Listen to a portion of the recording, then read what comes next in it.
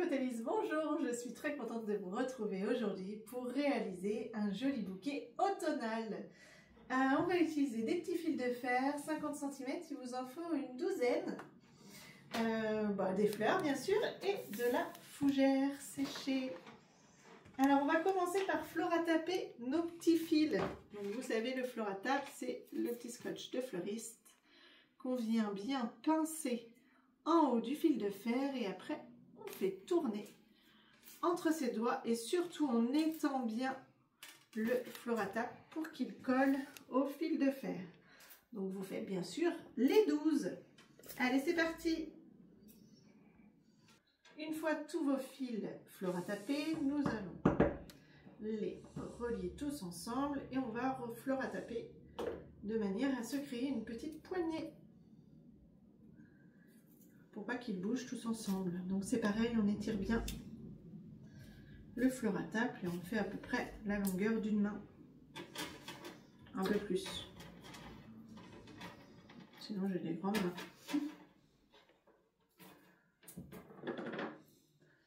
Et voilà, c'est là où ça devient un petit peu plus technique. Pour ceux et celles qui me suivent, on va faire la technique du twist. Donc on écarte déjà tous nos fils de fer en soleil.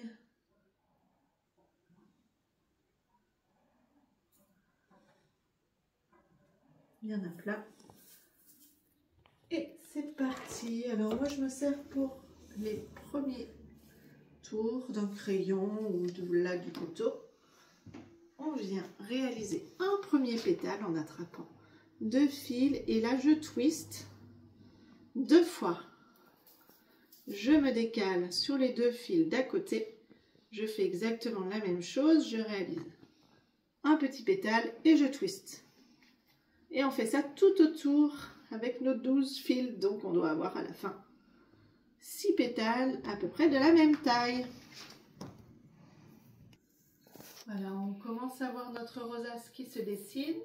On va continuer en rapprochant toujours les deux fils opposés et en créant un deuxième pétale.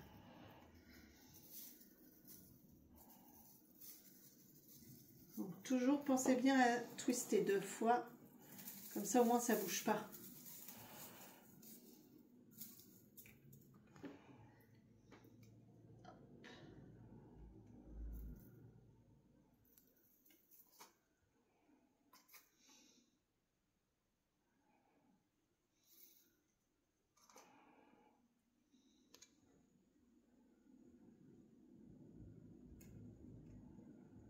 Et on va refaire cette étape une troisième fois.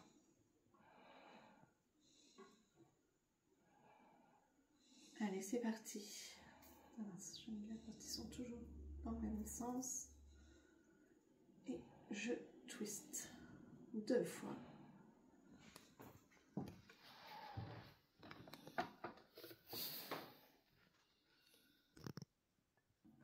Et là, on se retrouve avec une structure twist prête à accueillir nos feuilles de fougère.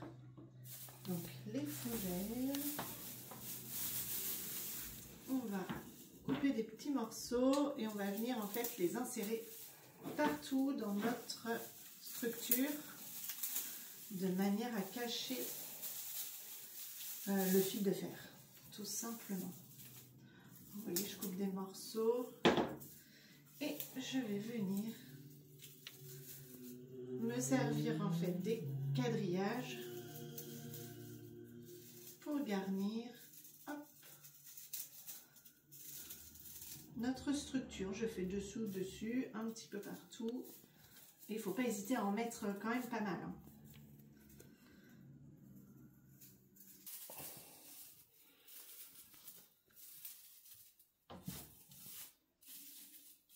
Bon, je remets juste ça. Et voilà, vous voyez, ça commence à être bien garni. Pas hésiter à vous servir des petits fils de fer pour maintenir sur les bords vos fougères.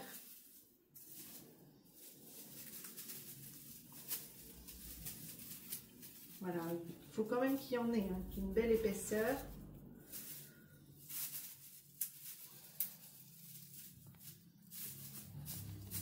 Et là, on a une belle structure d'automne.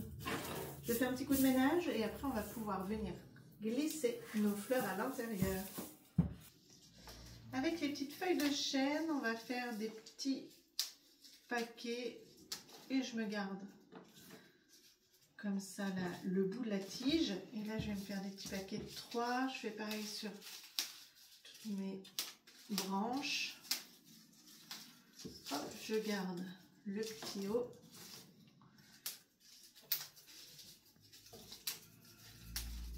Et donc, ces petites feuilles-là, on va tout simplement, avec du binouir, venir recréer une petite tige. J'enroule autour et je viens fixer une petite branche. Les feuilles de chêne, elles vont sécher en fait. Et donc, je fais ça avec toutes les feuilles qui me restent.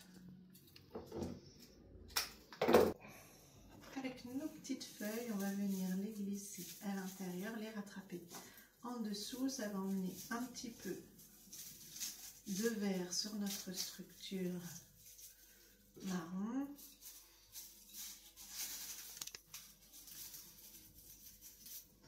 On peut mettre aussi nos grandes branches. Et tout de suite, on voit bien notre structure prendre forme.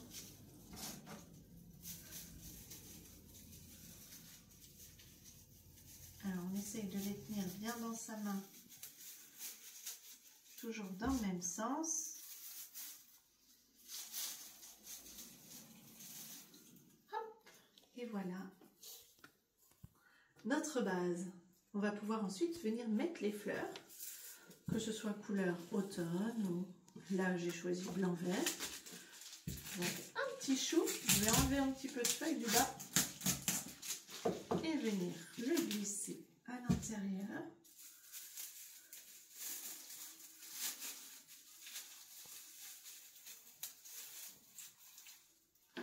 Je vais venir glisser également mes 3 roses.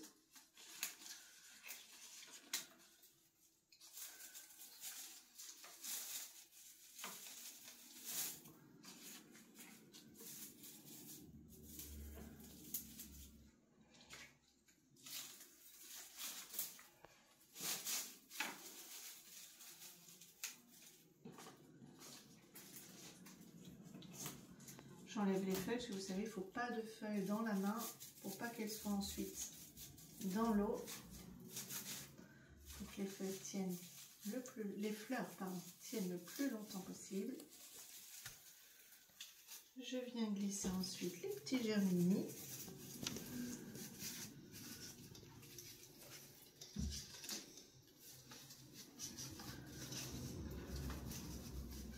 Là, j'ai choisi de faire des groupes de fleurs. Et après, on fait comme on a envie.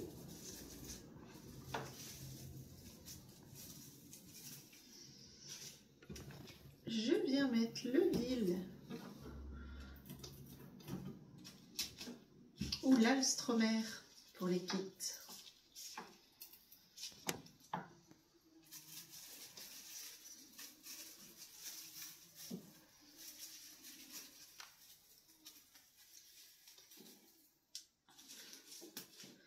Le centimètre. J'enlève les petites fleurs du bas qui vont me gêner dans la structure. Je garde vraiment juste les fleurs du haut.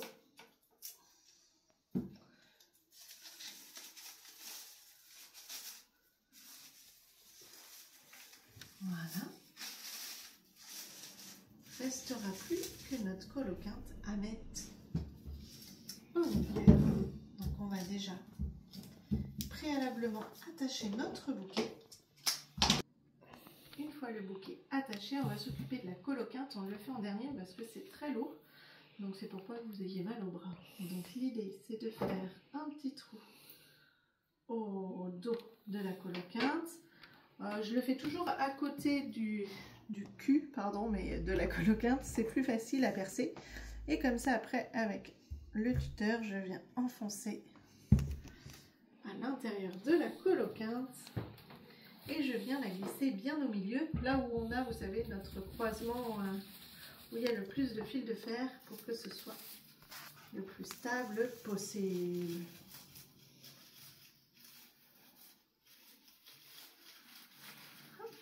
On fait attention aux fleurs. Le chou, il craint pas trop, mais les roses un peu plus. J'ai fait une petite fleur. Voilà.